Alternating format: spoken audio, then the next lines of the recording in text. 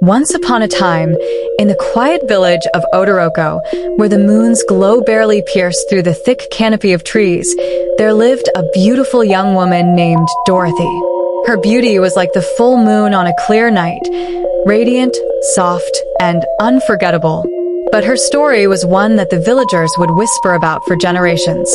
One fateful night, Dorathy woke up to a sharp pang in her stomach. Her body felt uneasy, and sleep eluded her. The stillness of the night was eerie. Crickets chirped rhythmically, and a distant owl hooted, sending chills down her spine. "I need to ease myself," she muttered, rubbing her eyes. She reached for her lantern, but realized the oil had run out. "It's not far," she thought, "just behind the mango tree." She wrapped a cloth around herself, pushed open the wooden door of her hut, and stepped outside. The air was colder than usual, and the village was unusually quiet. No rustling of leaves, no distant drumming from the village square. Just silence. The darkness stretched endlessly, and the moon hung in the sky like a watchful eye.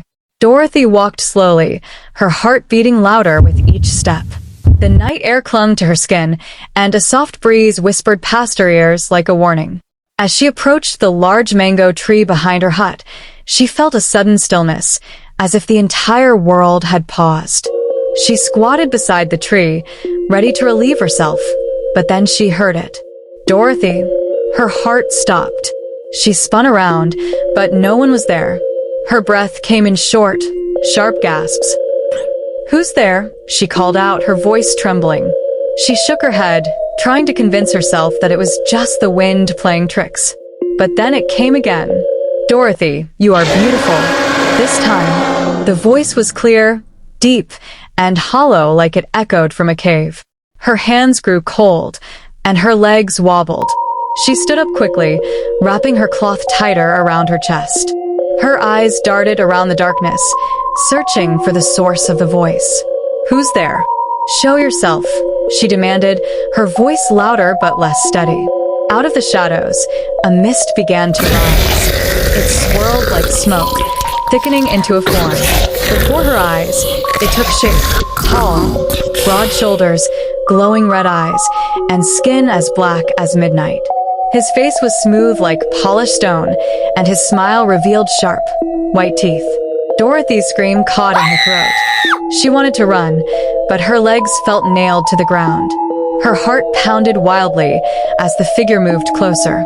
"Fear not, beautiful Dorathy," the figure said in a voice as smooth as silk. "I have watched you for many nights. I mean no harm." Who are you?" Dorathy stammered, her eyes darting toward the path back to her hut. "I am one who dwells between the world of the living and the unseen," the spirit replied, his eyes locked on hers. "Tonight, I have come for you, my chosen one." Dorathy shook her head, stepping back. No, I do not know you. Leave me alone," she yelled, her voice echoing into the night. The spirit raised a hand, and suddenly, the air around her grew heavy. It was as if the night itself was pressing against her chest. She struggled to breathe. Her legs buckled, and she fell to her knees. "Do not resist me, Dorathy," the spirit whispered as he knelt in front of her. "Our union will be blessed with a child who will walk in greatness." Her vision blurred as darkness surrounded her. Her world faded, and she felt nothing but a deep, endless sleep. Dorathy woke up at dawn, sprawled under the mango tree. Dew covered her skin, and the cold air made her shiver. She sat up, her mind foggy. "Was it a dream?" she whispered, looking around. The birds chirped, and the village roosters crowed. Everything seemed normal, too normal. She stood slowly, wiping the dirt from her wrapper. Her heart was still racing, and her body ached like she had been running all night. She glanced at the base of the mango tree, and her eyes caught something strange. Footprints. Large, deep footprints that didn't belong to any man she knew. Her fingers trembled as she followed them with her eyes, but they stopped abruptly, as if whoever made them had vanished into thin air. She hurried back to her hut, locking the door behind her. She sat on her mat, her mind racing. It was just a dream. It had to be a dream, she muttered. But the days that followed proved otherwise. Weeks passed, and Dorathy noticed changes in her body. Her stomach grew larger, her appetite increased, and she felt constant fatigue. The village women teased her, saying she had been eating too much pounded yam. But Dorathy knew something was wrong. One morning, she woke up and found that her stomach had grown rounder, like that of a pregnant woman. She gasped and held it with both hands, her eyes wide with fear. "No, no, no. This is not possible," she cried. Her mother, Mama Aya, noticed it too. "Dorathy, who is the father of this child, tell me the truth." Mama Aya demanded, her eyes sharp with suspicion. "I swear, Mama, I have not known any man," Dorathy cried, tears streaming down her face. Her mother scoffed. "Do you expect me to believe that you slept and woke up pregnant? Tell me the truth before the village elders hear of this disgrace." But no one believed her. The whispers in the village grew louder. The women called her a liar.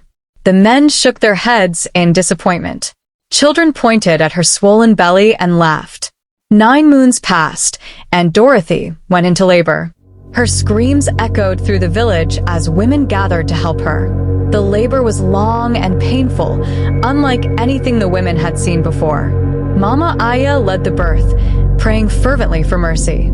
Finally, Dorathy gave one last push, and the baby was born. The women gasped and took a step back. The child was not normal. His skin was as dark as the night sky, his eyes glowed red, and his tiny hands had sharp nails. He did not cry. He only stared. Mama Aya's hands trembled. This is not a child of man," she whispered, stepping away. The women ran from the hut, screaming, "Abomination! Dorathy has birthed a spirit child." Dorathy lay on the mat, too weak to move.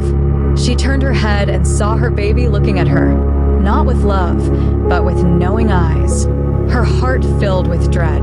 That night, the village chief called for a gathering. The villagers surrounded Dorathy's hut, carrying torches and sticks. "This child is a curse on our land," the chief declared. "He must be cast into the forest, or we will all suffer." Dorathy, now strong enough to stand, held her baby close. "No, he is my child. You will not take him from me," she screamed.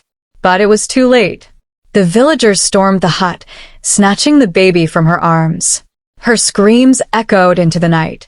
The chief raised the child high, ready to throw him into the forbidden forest. But then it happened. A loud roar echoed through the village. Everyone froze. From the shadows, a figure emerged, tall, broad, and terrifyingly familiar. The villagers gasped in horror. "Return my son," the spirit growled, his red eyes glowing like fire. "Or I will show you the wrath of the unseen." The villagers dropped the baby and fled. The spirit picked up his son and turned to Dorathy. "Our bond is complete, Dorathy," he said. "I will come for you soon." The spirit disappeared into the night, leaving behind nothing but the cries of a broken mother. To this day, the people of Oduroko speak of the woman who is visited by the midnight spirit. They say on certain nights, a baby's cry can be heard near the mango tree. No one dares to go near it, for fear of being claimed by the unseen visitor. And if you ever hear your name whispered at night, don't answer, for it might be him calling.